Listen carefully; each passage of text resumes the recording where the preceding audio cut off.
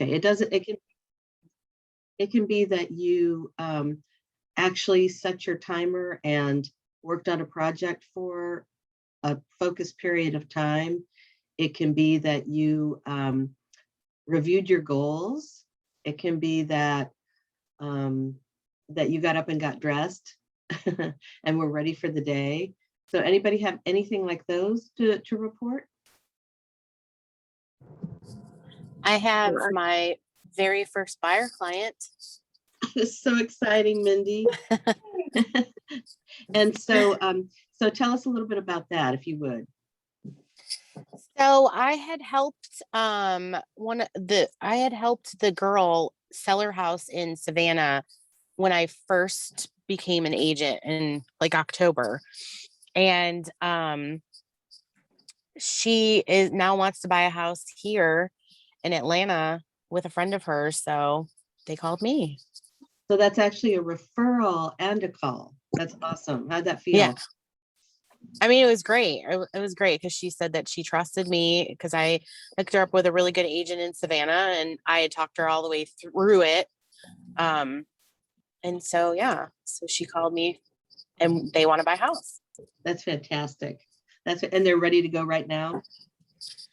They're in the process right now. She had jumped the gun a little bit because she wanted to go and see houses before she was pre-approved. So I did get her set up with Kathy and they're kind of running the proper channels now. So okay, excellent. Anybody else want to share anything? I got my first listing. Oh, what? Wow. Talk about that a little bit. I'm excited about it. It's a friend of mine. She has a condo in Kennesaw, and we've been talking about it for months, and she was finally ready. So I'm like, she's allowing me to do the full transaction. And she came with a buyer as well. So it's kind of like a good and a bad thing because it's like I wanted the experience of listing it in its entirety as far as getting the advertising and all of that. So I'm missing out on that part, but have the listing and I'm representing the buyer as a customer. Okay, excellent. Well, congratulations, both of you. So that's fantastic. Well, and that just gives that. Does anybody else have anything to share? I was going to say that I finished my first GPS. Is done. Yes. And that was a challenge for me. And I count it a win that I fought through some negative mindset yesterday. That's so important. It's like half the battle. I know Sunday's usually my day off, and so I just am not prepared to work.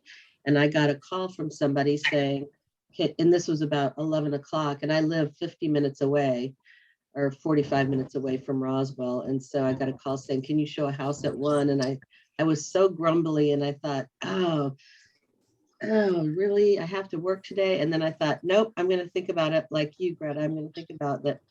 I have to push through this negative mindset and be grateful for the opportunity. And so I got up, hurried up and got dressed and went, and I had a great time. Met somebody that I never would have met. And she's a wonderful young lady, and got to have lunch with her because there was a lot of time in between when we could see one house and the next house. So we sat and had lunch and just had a great time, got to know her a little bit. So, and if I hadn't been able to, I had to really focus to work on my mindset on the way to the appointment so that I could show up and do the best I could for her.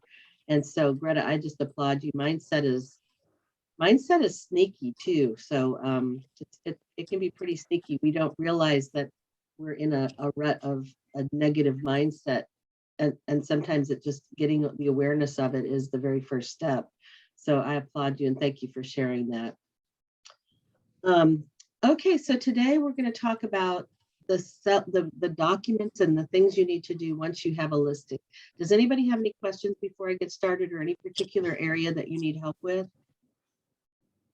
Or you just want me to start from the beginning and go? Start from the beginning and go. Okay. Beginning and Okay, so you've done your lead gen from Monday, which was yesterday, and you actually have a seller that says, "Come list me," right? So the very first thing, or let's say that you've already got the listing. Do you want me to talk a little bit about my listing presentation? I do. Okay, all right. So I'm going to show you in Command. I'll share my screen in just a minute.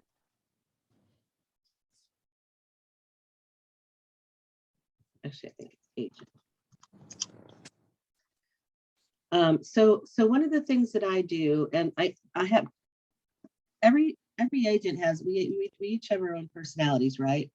I'm not somebody who enjoys confrontation. I can handle objections, but it's not my favorite thing to do. So I try and figure out strategies so that I don't have to do that. Some of you have already heard me say this, but I send out a pre-listing packet. And I think I'm gonna rename it pre-listing proposal. I like what Bill was talking about yesterday, but in my pre-listing, it's basically what you would take to a listing presentation, and in it has two pages that have worked very, very well for me over the years. They were from a coach that I had at the time, who they were Tim and Julie Harris, who have sold tons of homes and were rated one of the top coaches for the year that I had them. And this is one of the strategies that they use. So you've heard me say that I have an easy exit listing strategy. Oops, let me let Liz in. I have an easy exit listing strategy. And it basically says that you have if I don't do everything that I say I'm going to do, and I usually say if we don't do everything we say we're going to do, then you can cancel this listing at any time with 30 days written notice. I put in the 30 days, technically they can cancel the listing at any time, but it gives them a feeling of control. Knock on wood, I've never had anybody do that. Because when you work with people and you do what you say you're going to do, most of the time they're pretty happy. I'm looking, oh, here it is. Okay, some more pages. Okay, so let me share my screen here and I'll share this with you. And I figured out how to download now, so I can actually ask Bill to post this in the drive. So this is a listing that's coming up. So I have, it's basically the same listing presentation or pre-listing presentation that is in the Command designs, but here it is. And this is my easy exit listing. And then my other thing that I use that I've never had anyone do anything other than 6% is the flexible fee structure. So 6% is basically full service. But I have two screens, so that's why I'm kind of reaching around. 5.5. Find the buyer, we write the contract and take care of the closing. We do have full service, full and then let's see if I can show all pages. I'm trying to figure out how to let you see the whole page. It doesn't seem to work. There we go. Okay, and then you find the button. Candace, what program did you use Command to make this? Yes. Okay, thanks. This is the Command, one of the designs that was in there. And then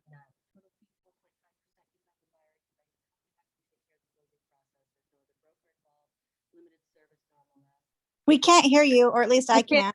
no, I can't hear you either. Okay, so is this better? Is that Yeah. better? Yes, Okay. I can hear you now. Okay, so you can see that I have the flexible fee structure. That nips the conversation about do you discount your commission? I don't even have to talk about commission and listing presentations. And so when I get to the listing, what this allows me to do, I courier this over, or I email it, or I drop it off the day before the listing appointment, if there's time, otherwise a couple of hours before, if it's a fast thing. And then when I get to the listing appointment, I like to differentiate myself. So most agents, the first thing the seller wants to do is to show you the home. And so what I'll say to the seller is when they say that to me, would you like to see the home? I'll say, I do want to see your home, but first it's really important for me to make sure I understand what your needs are. Is it all right if we go sit at the kitchen table or somewhere so I can ask you some questions? And a lot of it is going through the seller intake sheet again, but it's letting them know that they're important. And I use the word, I've talked about this before too. I use the word, and this came from a sales training that I had on site, but it's, would it be important for you to be able to move faster, or would it be important to you to have the best profit that you can have from this property? Because sometimes those two are in alignment and sometimes those two aren't in alignment. But and that depends on the condition of their house and everything like that. So once I've sat at the kitchen table and had a chance to develop some rapport, and I've talked about this before too, is that what I do is I ask enough questions that when I see their body language change, for instance, I might see that they have a dog, and I'll say, "Oh, I love dogs. Tell me all about your dog." And I see them lean forward and start to smile and start to, engage, and they tell me about their dog, and I know I'm going to dig deeper. So then I'm going to say, "Well, is it important to you in your next house to have a place for your dog to run outside, like a fenced yard? Is that important to you?" Or, I'll go into things like that. If sometimes it's their kids, it's usually kids, dogs, or sports, or some sort of hobby like art or cooking. And when you can touch on the thing that the person's passionate about, that's when you can start to develop the rapport with them. So I'll sit at the kitchen table to do that long enough. And then I'll say, okay, now I'd really love to see your home. And I'm going to wear a couple of hats here. One, I'm going to wear a hat as your marketing agent. And I'm going to also would like for you to tell me what you love about the home and what it is that you would change or something that needs repair that I might not notice, because I'm going to want to handle those objections before they come up, or we can solve those before they come up. If it's a small repair, maybe they can have it fixed, like a cosmetic repair. So then we walk through the house, and then by that time, and I've always asked them, may I take notes?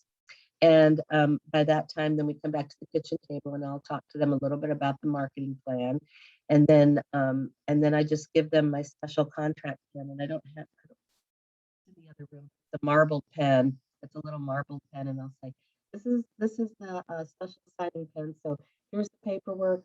Go ahead and sign, and I can get started. And then usually there's just, okay, they hand it over. It's not a problem.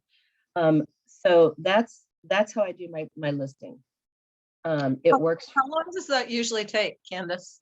about half an hour with showing the home, maybe 10 minutes at the kitchen table.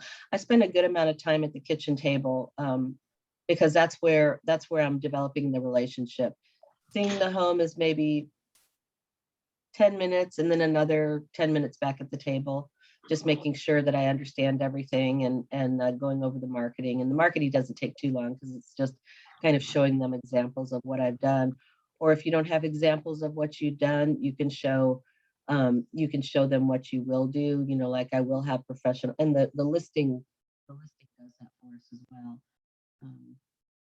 It talks about digital, and they don't really, so, and this is the other thing that I would say, depending on the personality of the person, I might go into detail and I might not. If I've talked to the person and I can tell they're kind of scattered and that unless they're talking about themselves, they're not interested, then I probably won't go into the details of the marketing. I will just say, oh, I hope you had a chance to review the pre-listing that I sent over, because I've got a custom marketing plan that I'm going to do for you. That was that page right there. I have a custom marketing plan that I'm going to do for you. And I'll just say that. I won't go into detail. Now, if it's somebody that I know I've talked to them, I know they're an engineer, I'm going to say, well, you're going to have a Facebook ad, you're going to have your own landing page. I'm going to prospect daily for at least 2 hours with my database of buyers and with our office database of buyers and with other agents in the area who sell in this area. I'm going to also do some flyers for your home, full color flyers for your home. And I'll go into the details of all the marketing that I'll do for them. So it's important to understand who it is you're talking to, because I've seen this happen where you can oversell somebody who's already ready to sign. and they're just like, get the heck out of here. So if you start seeing those signals of somebody who's like, okay, let's go, let's go, let's go, you do not have to keep going with how all the wonderful things you're going to do for them. You just can get it signed and then get to work. Does that make sense to everybody? It does. When do you talk about price? So typically I don't have to talk about price because I've sent over that flexible fee structure. Oh, you're talking about the price of the home, the comps. Yes. Yeah, the comps. At the end, when we go back from seeing the home, that's when I'll pull the comps out. I mean, after I've seen the home, we go back to the kitchen table, and that's when I'll pull the comps out and I'll say, you know, having seen your home now, I have a better feel for where you fit within these. And so here's a range. And I'll first ask them, what do you think your home is worth? Because I want to know if I'm going to have to handle that objection. And a lot of times they're pretty in the ballpark. And then if they're way high, that's when I have the talk about your first couple of weeks on the market, and especially our market, the first week is your honeymoon period. That's when you are new and exciting and everybody wants to see your home because there's not that much out there.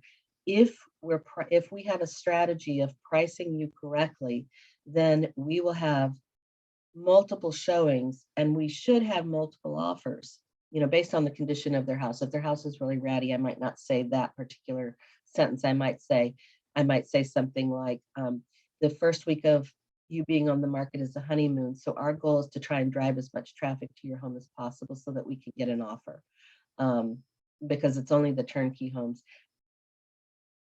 In my experience, the homes that really need a lot of work, unless they're investor specials, are not getting a lot of offers, and they're taking longer to sell. So if it's a turnkey home, then I'm going to talk about multiple offers, and I'm going to talk about driving a lot of showings the first couple of days. And I might talk to them about a strategy, depending on who I'm talking to. Again, if they're already gone, I won't say this, but I would say we can, if we don't price correctly, if we price too high, what's going to happen is you won't have any showings because buyers are out there researching on the internet, their agents are counseling them about pricing and correct pricing. And if we price it correctly, we could experience that you'll have an offers that are more than your ask price. And that's really what we're looking for in this market. How does that sound to you? And I'm always asking them, how does that sound to you? And I'm always saying, does that sound good to you? I want a lot of yeses in the conversation. I ask as many yes questions as I can throughout the conversations. That's why I always ask, is it important to you? Because I can get a yes answer, right? Because I want that yes to be programmed so that when I ask them to sign the paperwork, they say yes. Then, how are we doing on time? Okay, so yes, so then we'll talk about that. I never give them a price. I always say that the comps are showing that you could list within this range. How do you feel about that? And then typically they're like, well, yeah, let's do it. And a lot of times they go for the top of the range, and a lot of times they go for, you know, maybe a little bit, well, let's, you know, if it's between 245 and 250, or let's be wealthy agents. If it's between 850 and 870, they might choose 865, something like that. So, but I let them make the choice. I let them make the determination within the range. And if they don't want to stay in the range, then I tell them, if they're like, well, I want to list it for this high, then I'll say, you know what? I would be doing a disservice to you if I listed it that high, but I also see that this is a partnership. So if you want to list that high, let's have a written stip that says that if we do not have any showings in the first 2 days, you agree to come back within the range.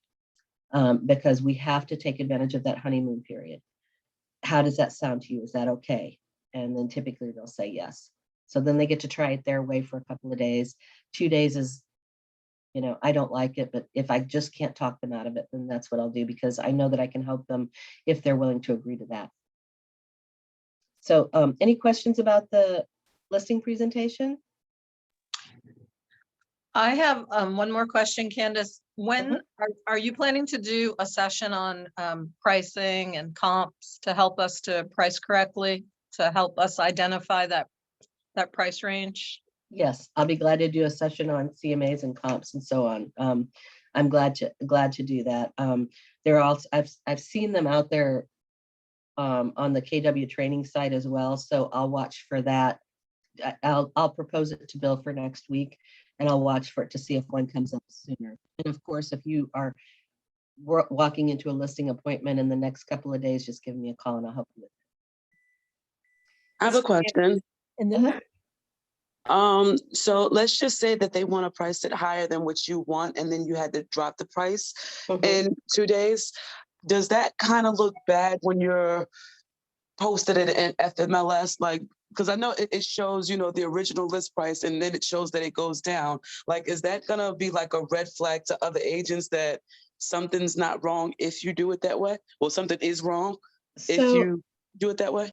so Ebony, most agents will realize what's happening. And to be honest, I've had that happen maybe once, because most people, when you talk about that, let me bring, and this is another thing I'll say to people, let me bring my expertise to help you get the most profit. And this is what we as Keller Williams agents, you can claim this.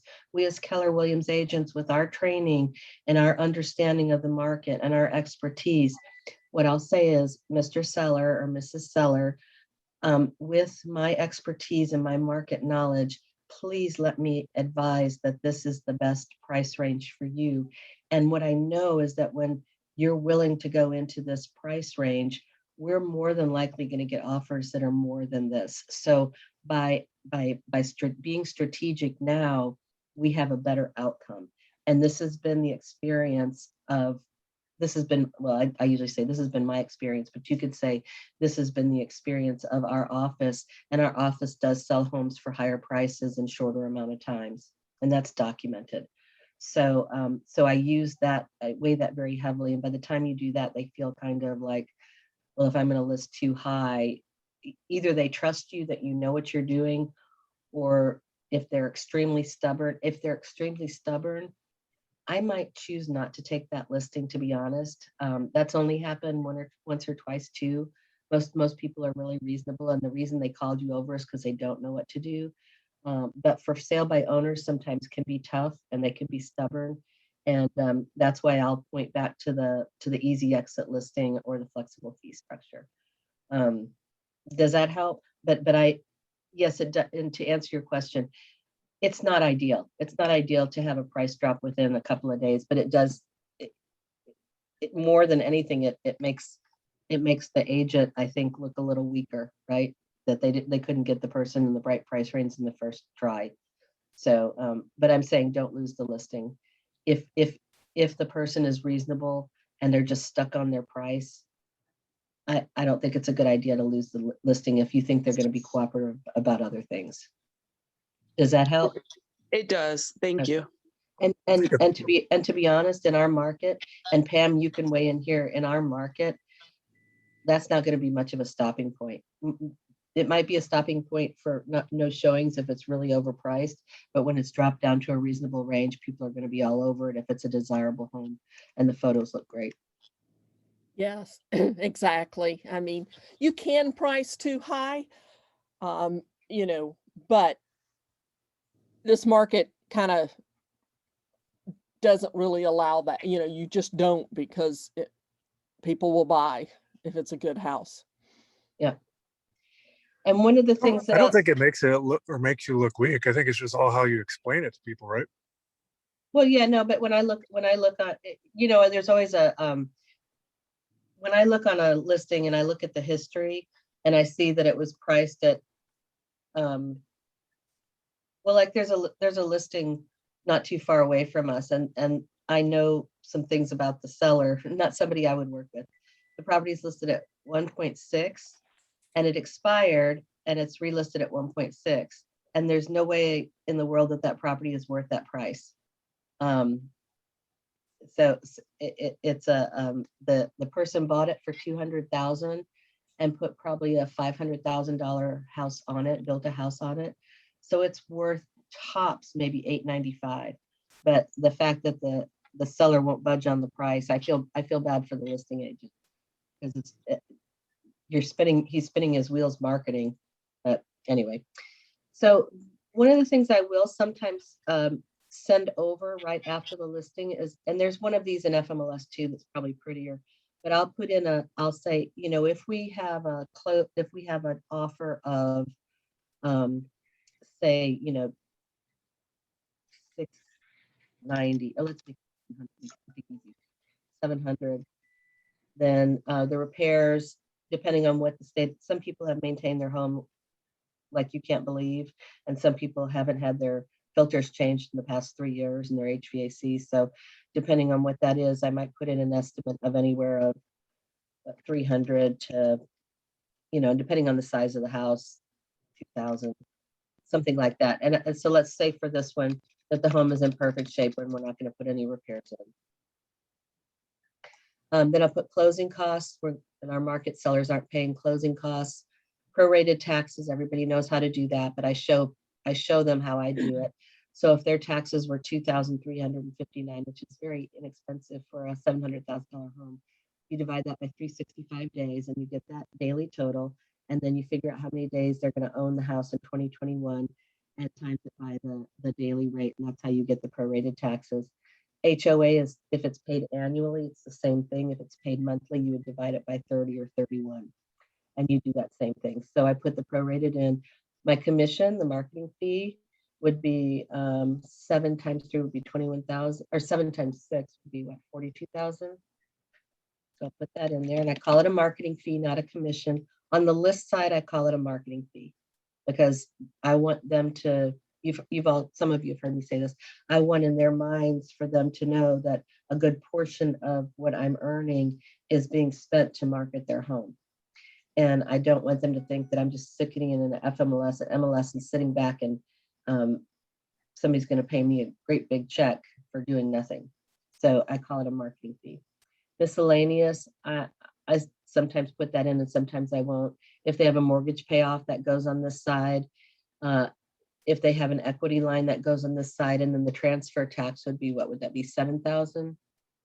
1% of every $1,000. So then I'll total this up, 700 minus this total, and I'm not going to do that, take time to do that, but I would add all these up and I would subtract it from here, and then their approximate net would be right here. Does that make sense? Any questions? Any questions? What's this form called again? Like in the documents, when I go look. Seller net cap. Perfect. Pam, do you know that, Pam?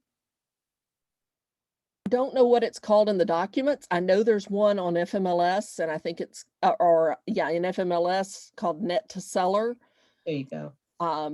I created one in Excel. It's not perfect because of the way to calculate mine. I have to kind of decide which way I'm going to go as far as the HOA type calculations, depending on whether it's a monthly or an annual fee. Right. But, so it's not something I'd want to share because of the way I have to work with it. But it's, she's got basically everything you have in here. I mean, I usually, I will add like she has the miscellaneous line. That's where I might put if they were, which in this market's not happening, if the seller was paying for, say, a home warranty or, any other items like that. Yeah. Yeah. But I do it in Excel just so it does all the math for me. So I didn't think Excel could subtract. That's why I can't. Oh, absolutely. I've never figured out that formula. And I love Excel, but anyway, this is one that I created that works for me. And I'm just getting ready to brand it with my new logo. So you can make it prettied up, or you can use the FMLS one. And then I would for my own references go to seller pre-listing checklist. See if that'll come up. That's behind here. Here it is. Okay. So here's the listing checklist, and I'll put the address in, and I'll make sure I have the contact information. And let me see if I can share this with you. I do this whether I am the listing agent or the buyer agent because communication is key. There's another document in somewhere in our formal documents, either FMLS or GAR forms, that's a similar kind of thing. But I want to know, this typically is once, I'll start filling this out right away with like the seller's name. And then once we get an offer, I fill that's binding, I fill out all the rest of this. And this gets sent to, this gets sent to the closing attorney. I send it to the lender. I send it to first I'll send it to the listing agent and say, do you agree with all the dates that I have on here and all the information I have on here? And then they add their buyer, and we don't need the buyer's information, that they can provide that directly to the closing attorney. The listing agent already has it. But I'll send this out to all of these people, and that keeps everybody on the same page. So there's that form. And go ahead. Simple question. Do you send that out individual emails, or can you do a group email to the lender and the closing attorney and the other agent? I do it as a group email to everybody, but my client, I do it as a separate email because I don't necessarily want everybody knowing my client's information. Right. Thank you. Yeah, and there's also one in GAR called it's like reminder of important dates or something like that. And some of these things I created like years and years and years ago, and they've just worked, so I haven't changed them. So research the ones that are in there, and if you like those better, I'll ask Bill to post these, but if you like those better, use those. They're, I'm sure, much better. But anyway, but mine have served, and that's what I use, so that's what I'm sharing. So here's the listing checklist. This is to make sure I don't forget anything. This is one that I think I found. I didn't create this one, but I make sure you get copies of keys. I know agents who ask their sellers to do that.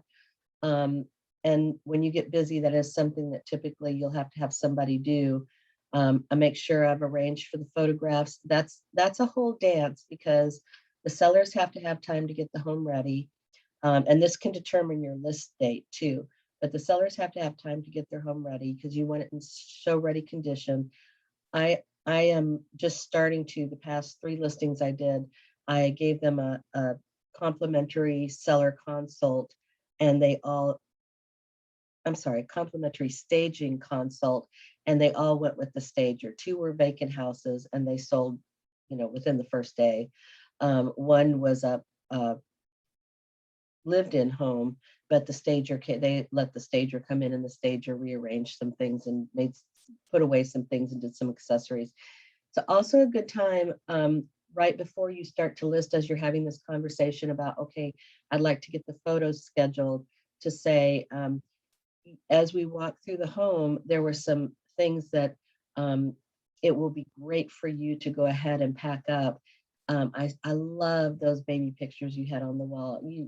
Those just must be such feel-good times every time you pass those by, because I felt good, and I don't even know your baby. But I would recommend that you pack those away, and it's just know that it's going to be a little hard, but it's going to be like Christmas when you get to open them up again in your new home. It's going to be a real treat when you uncover those. But the reason that I say that, Mr. and Mrs. Seller, is because we want your home to have the feeling that somebody can come in and see themselves living there. And if your personality is so prevalent in the home, most of the time people can't come in and see themselves living there. And people buy based on emotion. So we want to create, for instance, for everyone who lives in a home that has a closet that's packed to the brim and not organized, and they see your closet organized and beautiful and color-coded, they think to themselves, I could do that in this home. Or if your kitchen looks really inviting and it's not all covered up with appliances, and it's really laid out neatly, and it's looks like a photograph from a magazine, the buyer walks in and says, this is a kitchen where I can entertain, or I can have my family over. And whether or not that's ever happened, that's the dream that they're thinking about. So I'll have that conversation with the sellers and helping them to understand why it's so important to pack away a lot and really declutter. And sometimes if they have so much stuff, I'll say, it might be a great idea for you to go ahead and pack up all of these things. It'll be a lot less stressful when it's time to move. If you have a 30-day closing you won't have to be so rushed. So, and also you can get some of this stuff put away in storage, or at the worst case, the garage, which I do not like because people want to see if there are cracks in the floor and so on. But I'll advise them to get a storage facility, a small storage facility. And I typically will have researched who has sales going on in their area so that that makes that process easy for them. So let's see, where are we? So then we have the photos taken. We scheduled the photos. Did you all see Sarah Sloan's video on the Morning Huddle? If not, go to Sarah Sloan's webpage and look at Sell Your House tab and look at the video that was done for the Blue House. It's phenomenal. It actually shows the emotion of a couple living in a home. It shows a flight attendant coming to the house with her suitcase and then walking in, and then she says hi to her husband who's in the kitchen making this beautiful meal. And then she goes upstairs to the office and sits down and does some things. And then she goes into the bathroom and primps a little bit and comes back down and is with her husband who's finalizing the dinner. It's a fantastic lifestyle video that got that home sold after it had been sitting on the market and expired. And then Sarah got it and sold it in a short time using that video. Really sold the emotion. So that's something you can do for your harder to sell homes or for your higher end homes. You're going, so this is kind of wonky. So you're going to enter your listing. You're going to do your dual entry. Where is that on here? Okay. Here it is. Oh, I see they've got it organized by paperwork. So your paperwork is you're going to get all of these things done, right? I always ask for utilities. If there's an alarm system, I don't put an addendum, but I'll make sure it's in private remarks in the listing. A sketch if the seller has it. I've never had a seller had a sketch. If there's flood policy information, if you notice that there's a creek or a lake, or really it would be running water, a creek or a river nearby the house, you're going to want to ask about the flood policy. I've never had an elevation certificate, but I do the dual entry with my seller. I'll fill out a lot of the dual entry. Do you know what a dual entry looks like, everyone? No. Okay. Let's go back to command.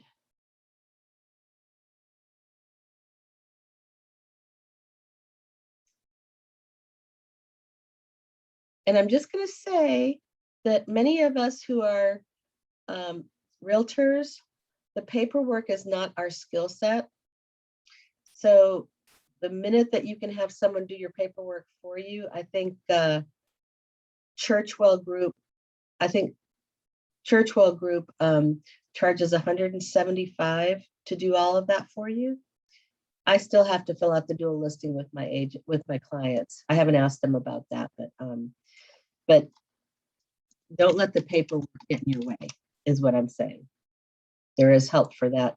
It's good to know how to do it, because sometimes you do have to do it, but it's something that that's one of the first things that you can get rid of off of your plate. I'm going back into here. I think I've got this mixed up in me as the buyer is my listing. Are there any questions so far? It's great information. Thank you, Candace. Oh, you're welcome. I feel like I'm just rambling on, so I'm glad you're getting something from this. We're like sponges, so it's okay. Okay, good. All right. Where's my dual entry? That might be a dual entry, I think, is a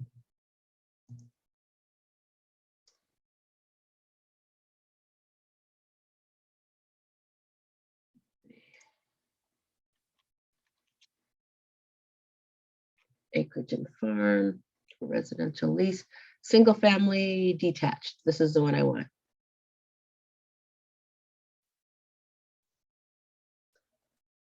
Okay, so it looks like a bear. And so some of this you can fill out from listings that have happened before. Some of this you'll have to talk with your seller about, because there's just some of it you can get from tax records, but tax records are not always correct. So you're going to want to talk to your seller and verify.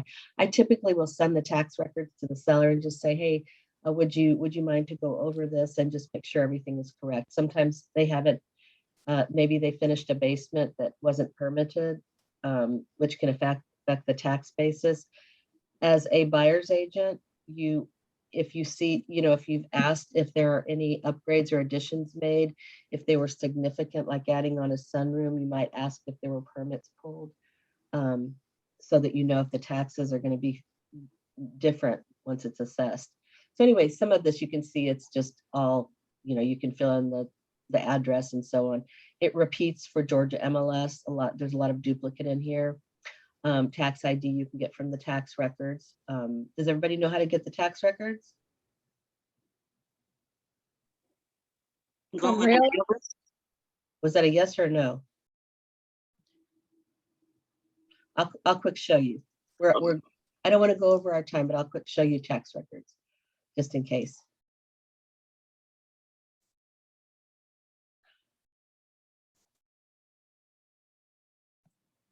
So the importance of tax records is what exactly? Well, it tells you some information about the house. I'm going to I'll pull up my next listing.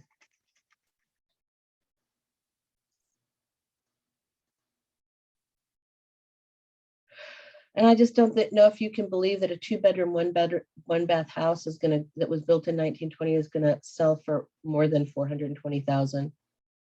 But it's true. But anyway, so I'll get the tax ID from here.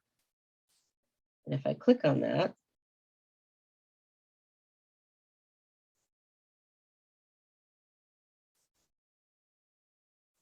let's see what happens.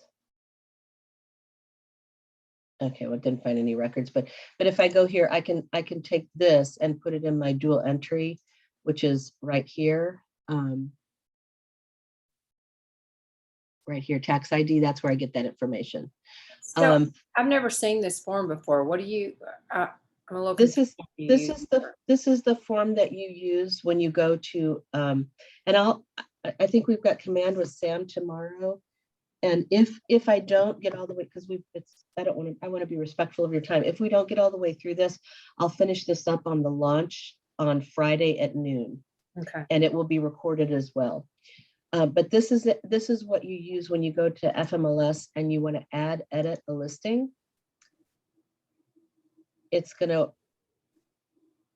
walk you through. Let's see if I can get some. So it's just a form to have your information together for when you enter data. Exactly. Thank you. Okay, that makes Thank sense. you. So then you're gonna fill all this out, and you have to fill zeros in FMLS and MLS if there is not a positive number in there. You're built.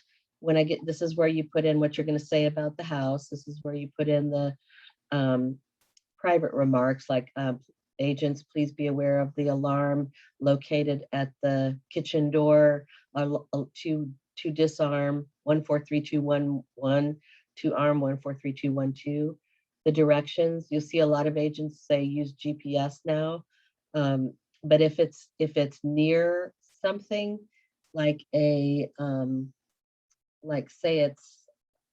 if it's near a landmark, and or if there's a better way to get there than another way, because another way shows a house that's being torn down or burned, burned out and sitting there, then I'll route the directions the better way through the neighborhood. And I'll always ask the seller about things like that, depending on if it's a community like Vickery or Avalon, of course, you don't have to ask that. But if it's a community down in West Atlanta or East Atlanta, I might ask that. And then here's where I'll send this part over to them, and I'll just say these are drop downs, and it tells me how many I can check up to 4. So then I'll ask them to help me fill this part out, and I'll say, let's just go over it together, and I'll go ahead and check things as we go through it. And then we're ready to edit it into the listing. But I think we need to say that for another day because we're 4 minutes over, and I want to be respectful of your time. If anyone wants to stay on, what time is our? If anyone wants to stay on, I can stay on another few minutes, but I think in the interest of being respectful of everybody's time, let's just answer questions. And then I'll go through the next parts of it, all of these documents on Friday. How does That that sound? DocuSign, you have to sign up to a Nerds. Yes. Okay, good point, Justin. Before you can get these documents in Command, I can't show you because I've already done it, but your very first thing is going to say enter your your Nerds number, NRDS number. And all you have to do to find your NRDS is look up